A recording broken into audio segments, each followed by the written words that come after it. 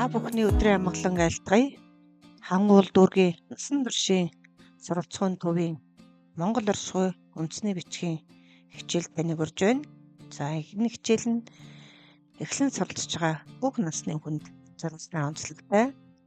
За хичээлийн сэдэв байгууллага аж ахуйн нэрийг төвчлэн бичих тухай. За Монгол бичгээр байгууллагын нэрийг товчж бичвэл заавал үеэр өчнө. За өмнөх хичээл хүний овгийн эхний үсгийг бичихтэй үеэр хэрхэн бичих тухай заасан. За тэгвэл өнөөдрийн хичээлээр байгууллага аж ахуйн нэрийг мөн адил үеэр хэрхэн бичих тухай зааж байна. За ингээд үеэр өчгтэй Shift 8 тэмдэгтийг хэрэглэнэ. За жишээ өгч харуулъя. Монгол улсын засгийн газар гэдэг. За тэгэхээр мо у за гэж үеэр бичих нь.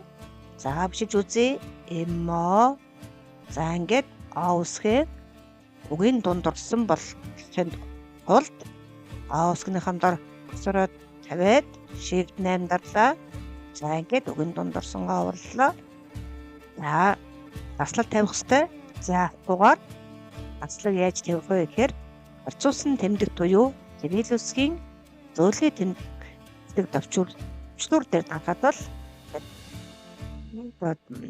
таслал гарч байна. За ингээд за аваад дараагийн хавыг бичнэ. За улсын гэдэг уусаг тавилаа.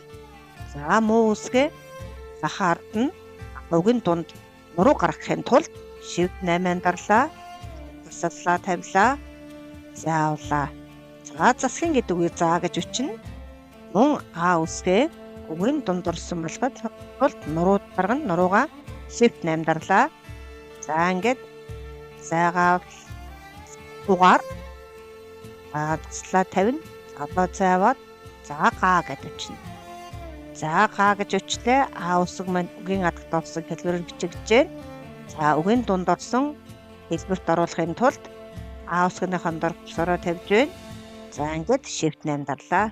За а үсэг үгийн дунд орсон хэлбэрээр бичиглээ. За Монгол улсын их сургууль гэдэг чи. За мөн мо. За Shift 8 дарлаа. Таслалаа авлаа. За о. За Shift 8 дарлаа. Таслалаа тавилаа. Их. За е үгчлээ. За мөн Shift 8 дараад таслалаа тавилаа.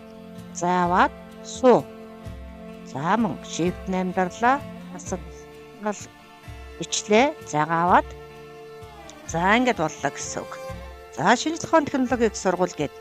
За би шилж харуулъя, та бүхэн хараарай. За ингээд шинжлэх ухааны технологийн их сургууль гэдэг. За та бүхэн ингээд өнөөдрийн хичээлээр байгууллага аж ахуйн нэрийг хэрхэн хөгжүүлж бичдэг тухай үзлээ. За ингээд анхааран сонссон танд баярлалаа.